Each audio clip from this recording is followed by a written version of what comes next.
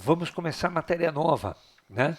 Vamos começar eletromagnetismo, que é um assunto que não é tão incidente no vestibular, mas que faz a diferença para cursos de alta demanda, aqueles cursos mais concorridos, né?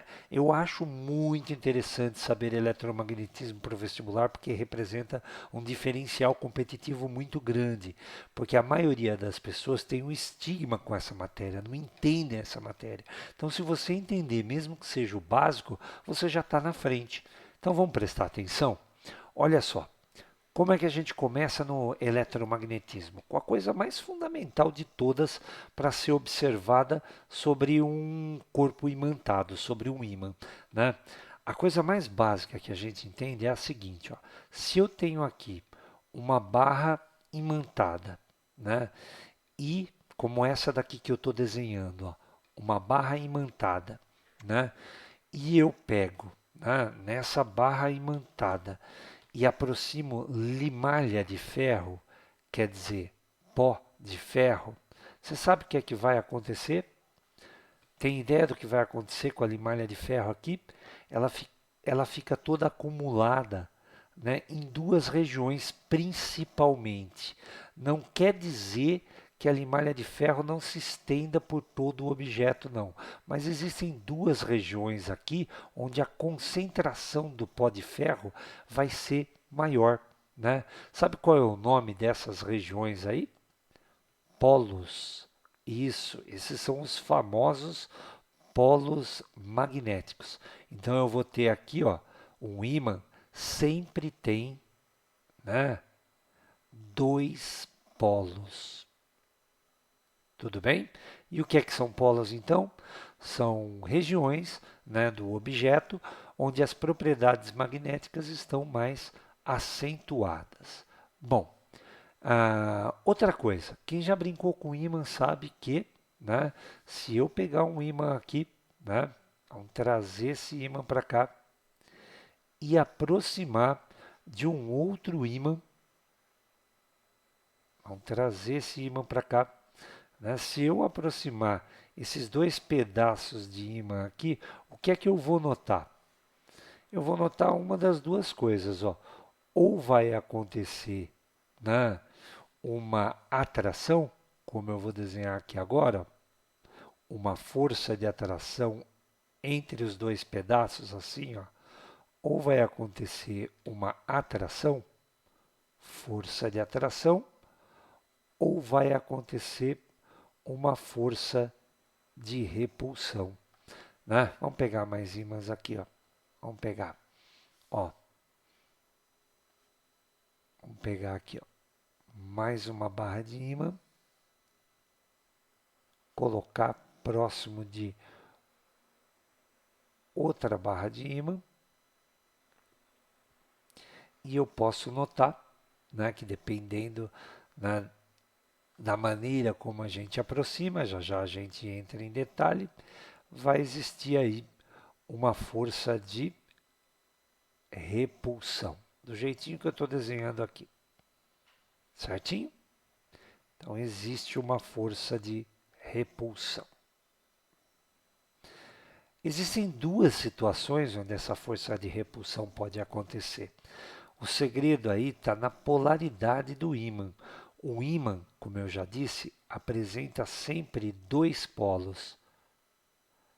Um polo que a gente chama de norte e um outro polo que a gente chama de sul.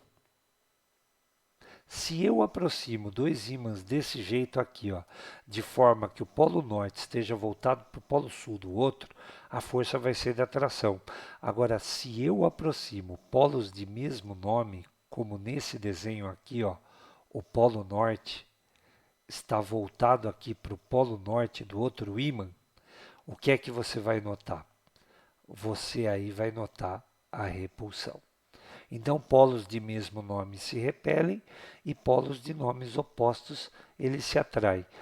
A última situação, né, que poderia acontecer repulsão também, é essa daqui, né? Quando eu aproximo, né, dois ímãs de modo que, né, eu aponte, né? Vou mexer bonitinho aqui, de forma que eu aponte, né? Dois polos sul, dois polos sul voltado um para o outro, assim, ó, assim, desse jeitão aqui, ó. Força de repulsão, aqui, ó, força de repulsão. Que situação é essa? Essa daqui é a situação onde eu voltei dois polos sul, aqui um sul, dois polos sul voltados um para o outro. Tudo bem? Tudo jóia? Dá para entender isso? Então, essa é uma propriedade fundamental, essa é outra propriedade fundamental. Como é que nós damos os nomes para esses polos aqui? Bem fácil de entender, tá? Vamos pegar aqui o nosso planeta Terra, tá? Eu vou pegar o planeta Terra e eu vou colocar um ímã assim, ó. Na superfície do planeta Terra, eu vou colocar um ímã desse jeito aqui, ó. Vou pegar um fio desse jeito aqui, ó, e vou prender um ímã na extremidade desse fio, de forma que eu pendure ele pelo seu centro de gravidade. Quando eu faço isso com um ímã, penduro ele pelo seu centro de gravidade, o que vai acontecer é uma orientação desse ímã no campo magnético terrestre. Vou desenhar lá na Terra para ficar mais fácil. Aqui tem um ímã pendurado pelo seu centro de gravidade. O ímã vai rodar para lá e para cá, rodar para lá e para cá, e ele vai acabar parando sempre na mesma posição. E essa posição é uma posição de alinhamento com o campo magnético terrestre, tá? Desse jeitão aqui, ó.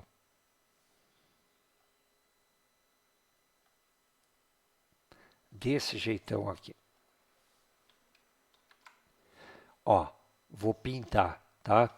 Vou pintar o polo norte voltado para o hemisfério norte. Vamos pintar com uma cor que apareça mais. O polo norte voltado para o hemisfério norte. E o polo sul voltado para o hemisfério sul. Por que isso acontece? Porque o planeta Terra é, na verdade, um gigantesco ímã, né? Onde você tem aqui, ó, o norte geográfico.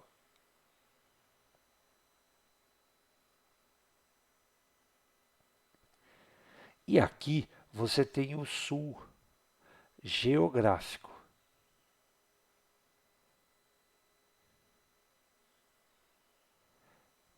E o norte e sul geográfico foram os critérios ou os nomes adotados para os polos do ímã.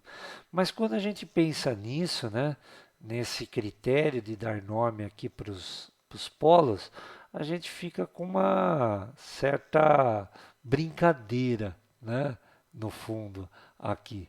Um conceito que acaba caindo em algumas questões de vestibular, né? Se o polo norte, né, ele foi atraído aqui pelo norte geográfico da Terra, qual deve ser o polo, né, magnético da Terra do norte geográfico? Ele deve ser um sul magnético. Por quê? Um sul magnético? Porque é o sul magnético que atrai o norte, não é? Olha lá, o sul atrai o norte. E, né, o nosso sul geográfico deve ser, né, um norte magnético. Agora, gente, isso não é assunto polêmico, tá? Isso é uma convenção. Nós chamamos o polo norte do ímã o lado do ímã que ficou voltado para o norte geográfico, né? Então, tem gente que fala assim, ah, mas se você chamou o sul de norte, porque o norte não fique polemizando esse assunto, é uma convenção, apenas isso. Quando a gente pendura um ímã, né, sobre, pelo centro de gravidade dele, ele sempre vai ficar alinhado desta forma na direção norte-sul. Existem algumas exceções, tá? Existem algumas regiões da Terra que apresentam aberrações magnéticas, né? E nessas regiões uma bússola pode não apontar para o norte. Tudo bem? Bom, acho que você entendeu o que eu estou dizendo aqui, né? Outra propriedade e a última propriedade que eu gostaria de falar nessa aula básica aqui sobre ímãs, tá? Quando você tem uma barra imantada, por exemplo, essa barra que eu tenho desenhado aí retangular, desse jeito aqui, ó, e você tem sempre dois polos, como eu já disse, não sei se você está percebendo ao longo dessa aula, eu pintei o polo norte sempre. O Polo Norte nos desenhos, né, ele é representado por uma extremidade pintada, uma extremidade escura. Tá? Se você pegar esse ímã aqui, né, e vier aqui, ó, e quebrar esse ímã em duas partes aqui, quebrá-lo, você sabe o que é que vai acontecer com cada pedaço? Cada pedaço, né, vai se tornar um novo ímã. Então você vai ter aqui, ó, um polo norte e um polo sul, enquanto que aqui, ó, você vai ter aqui, ó, um polo norte e um polo sul. E se você fracionar de novo, né, um ímã, quebrando aqui na metade assim, você vai ter de novo, né, dois pedaços, de tal forma que cada um deles seja um ímã completo, com norte e sul, com norte e sul. Tudo bem? O que leva a gente, né, a pensar no seguinte: se sempre eu quebro e sempre eu tenho um polo norte e um polo sul, não existe monopolo magnético. O que é monopolo? Não existe o polo norte separado do polo sul. Todo corpo imantado sempre apresentará os dois polos. Tudo bem? Por mais fracionado que seja isso, sempre haverá dois polos quando você fragmenta um ímã. Tudo bem? São coisas muito básicas, até certo ponto, assim, numa linguagem informal, para a gente começar o curso de magnetismo, né? Você precisa saber desses eventos que eu comentei aqui nessa aula. Que um ímã tem dois polos, polos são regiões onde a propriedade magnética é mais acentuada. Que os polos se atraem e se repelem dependendo do nome, né? Dependendo da polaridade, dois ímãs, na verdade, né? Se atrai e se repele, dependendo da polaridade que você volta um para o outro. Quando a gente pendura um corpo no seu centro de gravidade e esse corpo está imantado, ele vai ficar alinhado com o campo magnético terrestre, de forma que o polo norte do ímã vai apontar para o norte geográfico e o polo sul do ímã vai apontar para o sul geográfico. Né? Por quê? Porque o norte geográfico é um sul magnético e o sul geográfico é o norte magnético. E quando a gente fragmenta ímãs, por mais que a gente fragmente, sempre haverá dois polos em cada pedaço desse fragmento. Tudo bem? Daqui a pouco a gente fala de coisas é, mais sofisticadas sobre o eletromagnetismo.